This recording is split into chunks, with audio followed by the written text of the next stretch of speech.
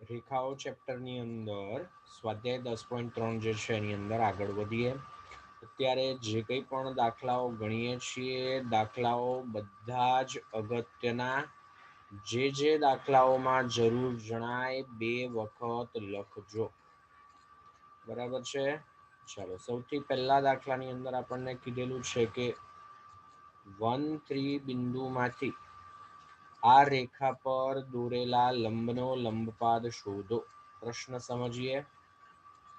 એક રેખા છે જે આપણને આપેલી છે 3x - 4y - 16 = 0.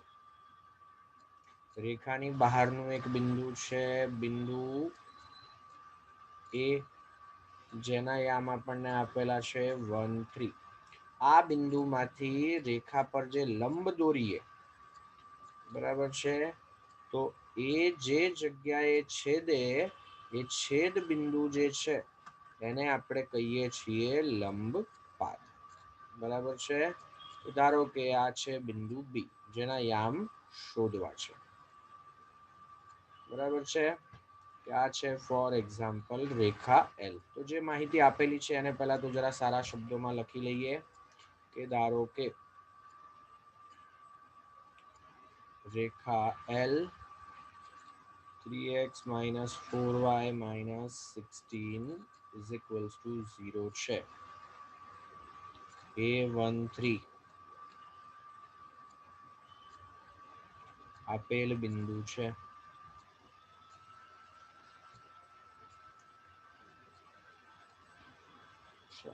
આકૃતિમાં દર્શાવ્યા મુજબ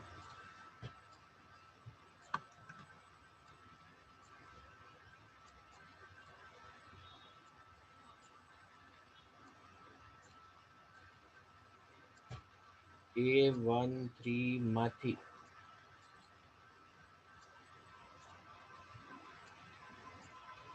રેખા એલ પર દોરેલ લંબનો લંબપાદ, એટલે કે લંબ દોરીએ છીએ એ રેખાને જે બિંદુએ છેદે તે બી છે. તો આપણે જોઈ શકીએ કે રેખા એ બી અને રેખા એલ એ બંનેનું છેદ બિંદુ જે છે એ બી થાય. રેખા એલ નું સમીકરણ આપણી પાસે છે. રેખા એ બી નું સમીકરણ આપણે શોધી શકીએ એમ છીએ. બિંદુ છે, આ બંને પરસ્પર લંબ છે એવું કીધેલું છે, એટલે ઢાળ પણ મળી જશે. બરાબર છે. ચાલો તો રેખા એલ જે છે 3x - 4y - 16 = 0. આનો ઢાળ જો લખવા બેસીએ તો એ થાય -a/b, એટલે કે -3/4. બરાબર છે. હવે અહીં આકૃતિ પરથી જ સ્પષ્ટ છે કે એલ અને રેખા એ બી જે છે બંને પરસ્પર લંબ છે, અને એટલે જ ઢાળનો ગુણાકાર જે છે -1 થાય. તો ડાયરેક્ટ લખી શકાય કે એટલે જ રેખા એ બી નો ઢાળ આના કરતા વ્યસ્ત અને વિરોધી, એ ઢાળને હું કહી દઉં છું એમ. એ થઈ જશે -4/3. બરાબર છે. તથા આકૃતિ પરથી સ્પષ્ટ છે કે રેખા એ બી એ બિંદુ A13 માંથી પસાર થાય છે.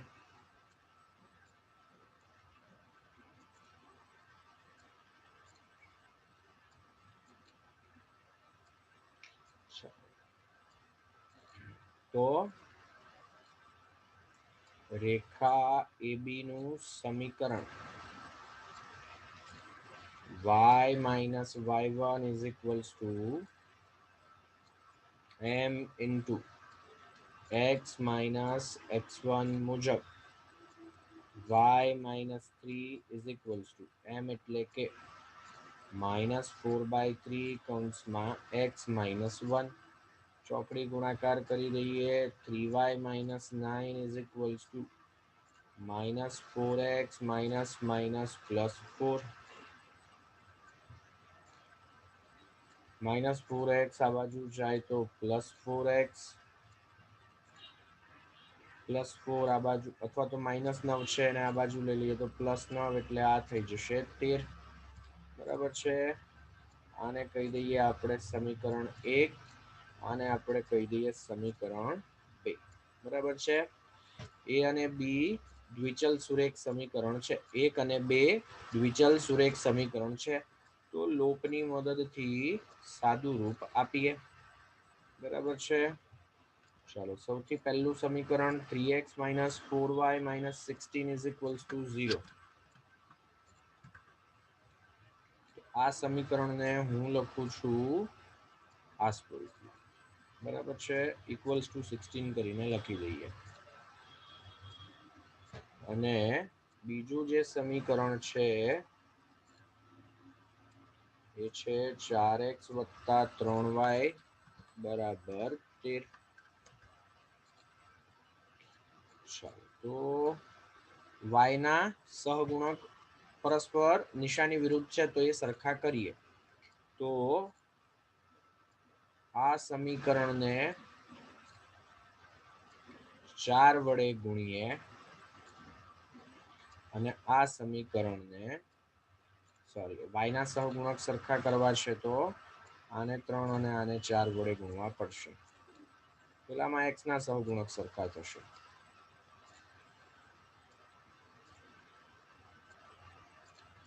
ચાલો તો આપણને મળે છે 3 × 3 એટલે કે 9x - 12y = 16 × 3 એટલે કે 48 અહીંયા 4 × 4 એટલે કે 16x + 12y = 52 ચલો આ બંનેને ઉમેરી દઈએ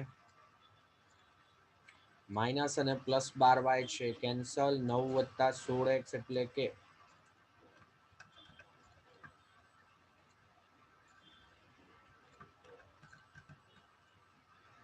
25x આ બાજુ સરવાળો 100 તો x જે છે એ આપણને મળે 4 જેટલા આ 4 માંથી કોઈ પણ જગ્યાએ x ની કિંમત મૂકી શકાય અહીંયા મૂકું છું 4x + 3y = 13 માં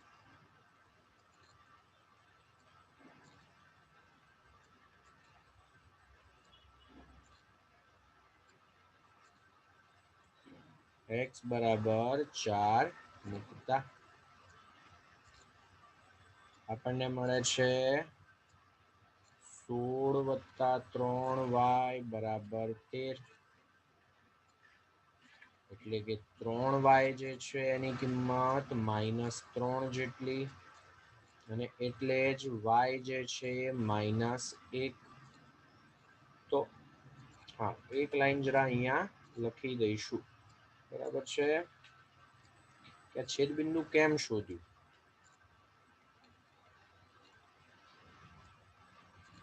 તો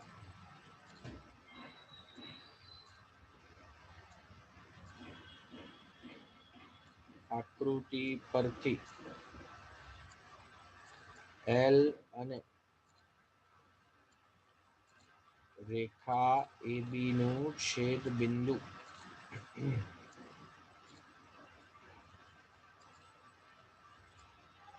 B છે અને એટલે જ આપણે છેદ બિંદુ શોધ્યું બરાબર છે તો આપણે કહી શકીએ માંગેલ લંબપાદના યામ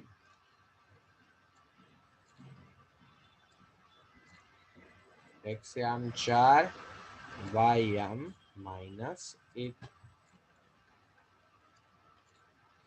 ચાલો આ એનો ભય જ પણ અહીંયા દાખલો વધારે અઘરો થઈ જાય છે શા માટે અગાઉના દાખલાની અંદર સમીકરણ જે છે એમાં એક્સ અને વાય જ ચલ હતા. અત્યારે એમ, એક્સ, વાય, સી બધા જ ચલ છે. જવાબ જે છે છેદ બિંદુ જે છે એ સી અને એમ ના સ્વરૂપની અંદર મળે. બરાબર છે. એટલે સ્વરૂપ આપણને જોવું ન ગમે એવું. બરાબર છે. એમ છેદમાં અંડર રૂટ 1+c², m+3/2c+4 એવું કંઈક. એટલે હું તો ખાલી એક્ઝામ્પલ આપું છું. છેદ બિંદુ એવું મળશે. બરાબર છે. એમ અને સી નું વિધેય હશે. બરાબર છે. ચાલો, તો રીત તો આપણે હમણાં કરેલી હતી એના જેવી જ. આ રેખા જે છે y mx+c. માત્ર આપણી સમજણ માટે આપણે સમક્ષિતિજ રેખા દોરીએ છીએ. બાકી એ સમક્ષિતિજ હોય એવું જરૂરી બિલકુલ નથી. બરાબર છે. આ છે ફોર એક્ઝામ્પલ રેખા એલ જે છે y mx+c. બરાબર છે. એનાથી બહારનું એક બિંદુ જે છે એ છે બિંદુ એ, જેના યામ છે -1, 2. એ માંથી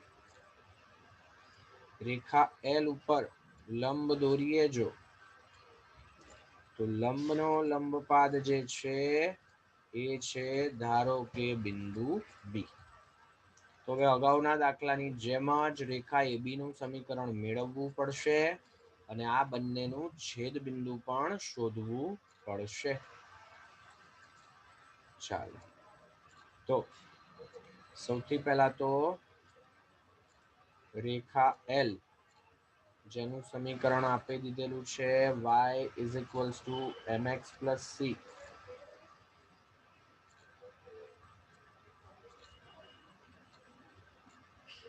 આપેલ રેખા છે તથા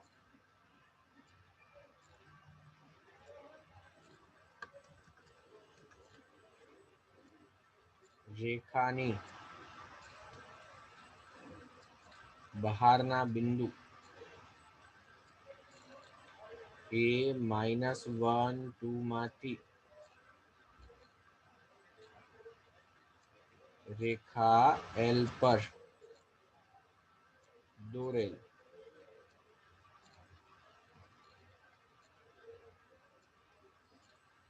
લંબનો લંબપાદ જે છે બી છે. તો આ પ્રમાણિત સ્વરૂપ જ છે. y mx+c જે છે ઢાળ અંતઃખંડ સ્વરૂપ. આના માટે આપણે ડાયરેક્ટ લખી શકીએ કે ઢાળ જે છે એમ જેટલો અને વાય અંતઃખંડ જે છે એ સી જેટલો હોય. તો કોઈ અલગથી ગણતરી કરવાની જરૂર નથી. બધા પદ એક બાજુ લઈ અને ઢાળ શોધો તો પણ ચાલે. બરાબર છે. દાખલા તરીકે રેખા એલ જે છે એ હું લખું, y ને આ બાજુ લખું તો સમીકરણ જે છે શું થઈ જશે? mx-y+c=0. આનો ઢાળ હું લખું તો આનો ઢાળ એમ જેટલો જ થાય છે, -a/b મુજબ. બરાબર છે.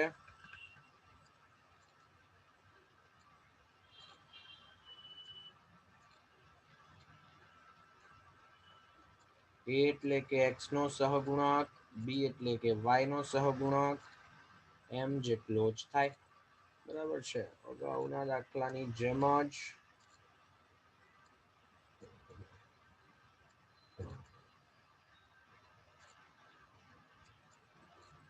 કોપી જ કરવી, ખાલી બિંદુ ઢાળ બદલાશે, બાકી બધું એઝ ઇટ ઇઝ રહેશે.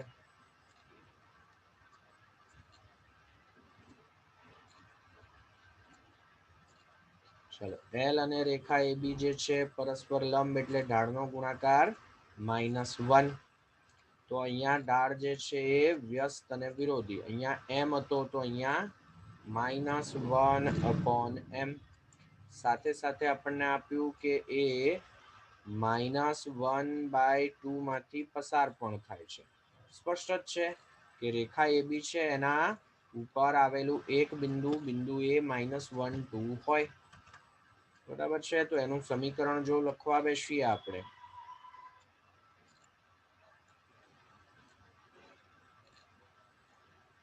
તો y minus 2 is equals to minus 1 upon m into x minus minus plus 1. So my minus 2m is equals to minus x minus 1. બરાબર છે. આ બંને પદ આ બાજુ લઈ લઈએ તો x plus my minus 2m plus 1 equals to 0.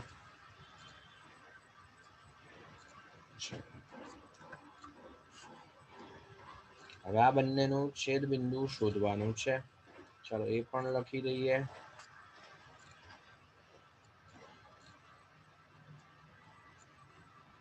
કે આકૃતિ પરથી સ્પષ્ટ છે કે રેખા AB અને L જે છે એનું છેદ બિંદુ B છે. તેથી માંગેલ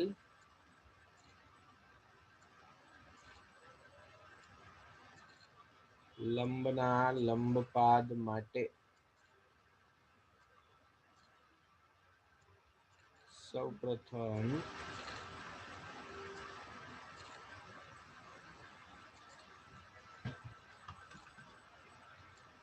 આ બંને રેખાનું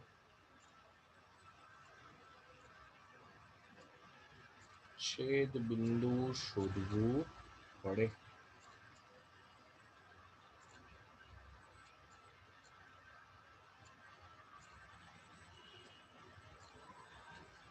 સૌથી પહેલું સમીકરણ જે છે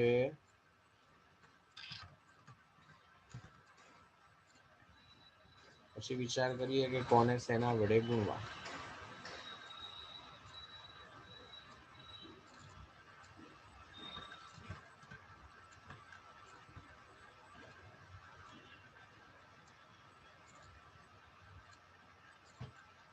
એક કામ કરી દઈએ, પ્લસ સી છે એને બરાબરની આ બાજુ લઈ લઈએ તો માઇનસ સી, અને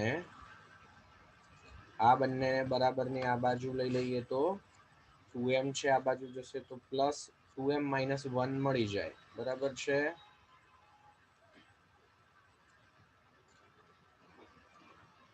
ચાલો આ સમીકરણને આપણે y નો સહગુણક સરખો કરવો છે તો m વડે ગુણી દઈએ તો સરખા થઈ જશે. સમીકરણને m વડે ગુણતા તો m square x minus my is equals to minus cm. અહીંયા છે સમીકરણ x plus my is equals to 2m minus 1. આ બંને સમીકરણને જો આપણે ઉમેરી દઈએ તો મળે છે આપણને m square x plus x, આ બંને cancel, is equals to 2m minus 1 minus cm. અહીંયાથી x કોમન બાકી રહે m square plus 1 is equals to આ બેમાંથી m કોમન લેવા હોય તો લેવાય, ન લેવા હોય તો પણ ચાલે. તો x જે છે મળે છે આપણને 2m minus cm minus 1 છેદમાં m square plus 1. એને y માટે આમાં મૂકી દઈએ કે y is equals to mx plus c માં x ની કિંમત મૂકતા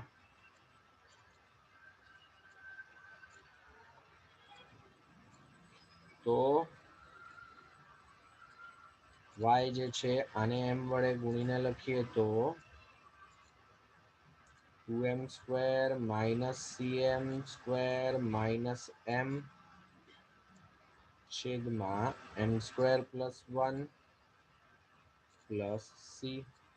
લસા લઈ લઈએ તો 2m square minus cm square minus m square plus 1 અહીંયા ગુણાય તો plus cm square plus C એના છેદમાં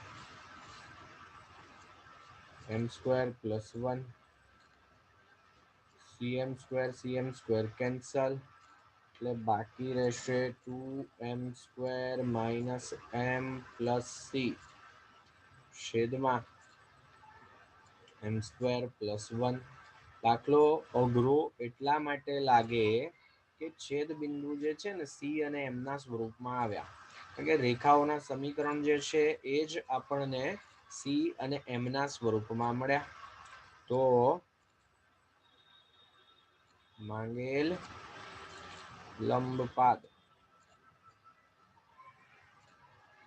એક્સ આમ જે છે એ લખીએ તો 2m માઇનસ cm માઇનસ 1 છેદમાં m સ્ક્વેર પ્લસ 1 અહીંયા લખીએ તો 2m square minus m plus C છેદમાં m સ્ક્વેર પ્લસ 1. બરાબર છે. સારી એવી મહેનત માંગી લે એવો દાખલો જરૂર જણાય તો આ વિડીયો આપણે 2 વખત જોઈશું, આટલો સેક્શન 2 વખત જોઈશું. એનાથી આગળ વધીએ. સાબિત એવું કરવાનું છે કે પહેલી રેખા છે એ અને બીજી રેખા જે છે એમના ઉગમ બિંદુથી લંબ અંતર અનુક્રમે પી અને ક્યુ હોય તો પી સ્ક્વેર પ્લસ 4q સ્ક્વેર જે છે એ ક્યુ સ્ક્વેર જેટલા એવું સાબિત કરવાનું છે. સૂત્ર જરા યાદ કરી લઈએ.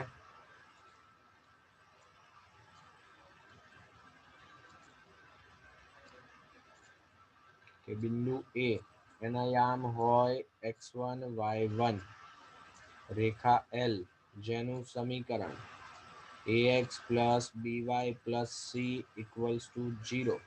તો આ બિંદુમાંથી લંબ દોરીએ તો આ લંબ અંતર પી જે છે એનું સૂત્ર છે માનાંકમાં ax1 plus by1 plus C, એટલે કે સમીકરણમાં x ની જગ્યાએ x1 મૂકીશું, y ની જગ્યાએ y1 મૂકીશું, છેદમાં under root a square plus b square, જ્યાં a અને b જે છે અનુક્રમે x અને y ના સહગુણકો. બરાબર છે. આ સૂત્રની આપણે એક કરતા વધારે વખત અહીંયા જરૂર પડવાની છે એટલે જરા યાદ કરી લીધું. બરાબર છે. ચાલો આને આપણે સાઈડ ઉપર મૂકી દઈએ, આની જરૂર પડશે. ચાલો ઉગમ બિંદુથી લંબ અંતર. ચાલો તો રફ આકૃતિ ન દોરો ને તો એ ચાલે હો, આકૃતિની કોઈ જ જરૂર નથી. આકૃતિ આપણે માત્ર અને માત્ર સમજણ માટે જ દોરીએ છીએ. ચલો ઉગમ બિંદુ યામ 0 0.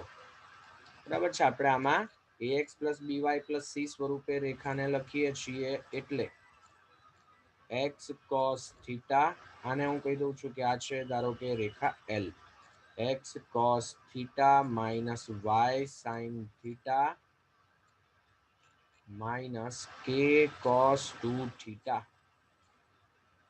is equals to 0. તો ઉગમ બિંદુથી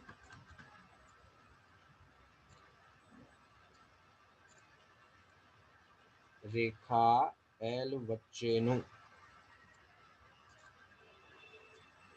લંબ અંતર આપણને કીધેલું છે કે એ લંબ અંતર પી જેટલું.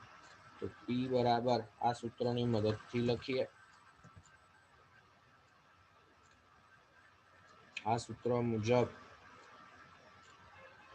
પી જે છે એ મળશે x1 0 એટલે આખું પદ 0, y1 0 એટલે આખું પદ 0, સી એટલે કે અચળ પદ જે છે માઇનસ કે cos 2 થીટા આખાના છેદમાં under root a square plus b square, જ્યાં a એટલે કે x નો સહગુણક cos થીટા વર્ગ કરીએ તો cos સ્ક્વેર થીટા, બી એટલે કે y નો સહગુણક જે છે માઇનસ સાઇન થીટા વર્ગ કરીએ તો સાઇન સ્ક્વેર થીટા.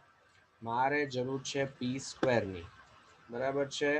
ચાલો પી બરાબર લખીએ તો માનાંકમાં કે કોસ 2 થીટા. હવે આપણને છેદમાં એક થઈ જશે, એક છે છેદમાં લખીએ ન લખીએ કોઈ ફરક પડશે નહીં. હવે આપણને ખબર નથી કે ધન છે કે ઋણ છે, થીટા કયા ચરણમાં છે, કોસ થીટા ધન છે કે ઋણ છે. એટલા માટે આપણે અહીંયા કશું માનાંક ડાયરેક્ટ દૂર કરીને કે કોસ થીટા નથી લખી શકતા. પણ મને પૂછેલું જે છે એ છે પી સ્ક્વેર. પી સ્ક્વેર એટલે વર્ગ કરીએ છીએ તો ધન હોય કે ઋણ હોય, વર્ગ તો ધન જ થવાનો. માઇનસ કે નો વર્ગ કે સ્ક્વેર, કોસ 2 થીટા નો વર્ગ કરીએ તો કોસ સ્ક્વેર 2 થીટા. બરાબર છે. ચાલો આ જ પ્રમાણે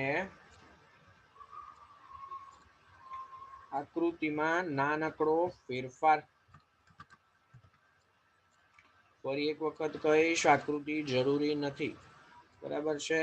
આ તો સમજ પડે એટલા માટે, પિક્ચર દેખાય નજર સામે તો જરા સારું પડે, બીજું કઈ નહીં. ચલો આ જે છે એને આપણે કહી દઈએ કે આ છે ફોર એક્ઝામ્પલ રેખા એમ, જેનું સમીકરણ છે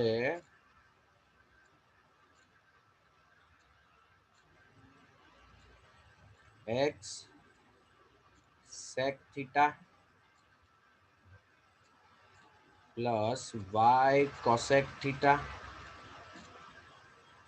પ્લસ કે આ બાજુ આવે તો માઇનસ કે ઇઝ ઇક્વલ્સ ટુ 0. તો અહીંયા પણ સૂત્ર તો એનું એ જ લાગશે.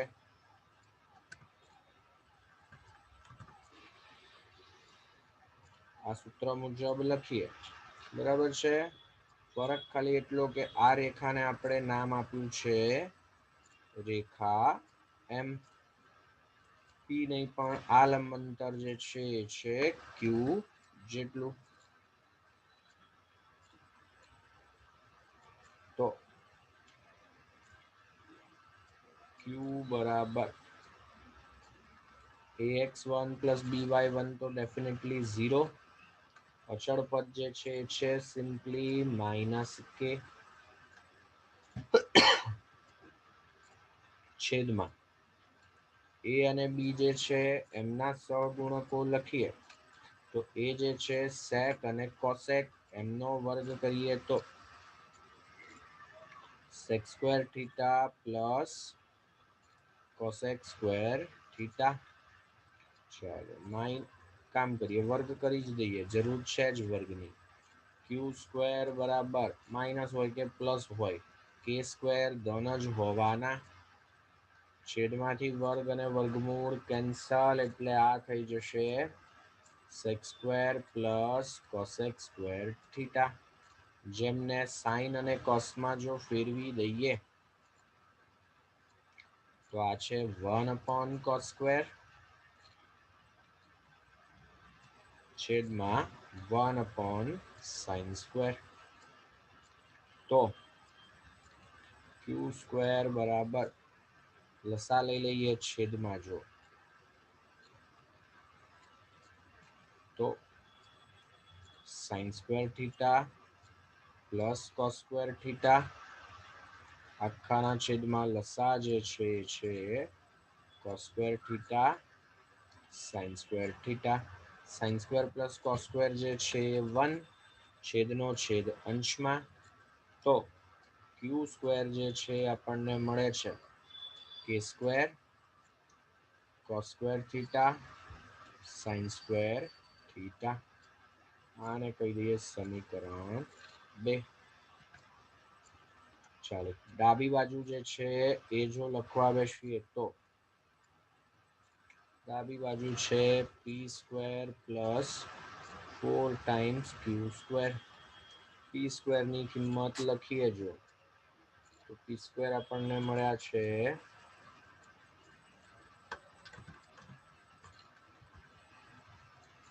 કે સ્ક્વેર cos સ્ક્વેર 2 થીટા. આને 4 વડે ગુણી દઈએ તો 4 ટાઈમ્સ કે square cos square theta sin square theta, કારણ સમીકરણ 1 અને સમીકરણ 2. સાબિત શું કરવાનું છે? આની કિંમત કે સ્ક્વેર જેટલી, તો કે સ્ક્વેર કોમન લઈ લઈએ એટલે આવું પદ બાકી રહે. તો કે સ્ક્વેર લાવવાનું છે એનો અર્થ એ થયો કે આનું સાદું રૂપ 1 આવવું જોઈએ. બરાબર છે? ચાલો, તો 1 કરતા વધારે રીતે સાદું રૂપ આપી શકાય. બરાબર છે? સૌથી પહેલો રસ્તો અને સૌથી સહેલો રસ્તો, cos સ્ક્વેર છે તો બાજુમાં sin સ્ક્વેર ગોઠવીએ. cos સ્ક્વેર 2 થીટા તો બાજુમાં sin square 2 theta. sin 2x નું સૂત્ર શું? 2 sin x cos x. તો sin 2 થીટા નું સૂત્ર શું થશે? 2 sin થીટા cos થીટા. તો sin સ્ક્વેર 2 થીટા લખીએ તો 4 sin square theta cos square theta already ગોઠવાયેલા જ છે.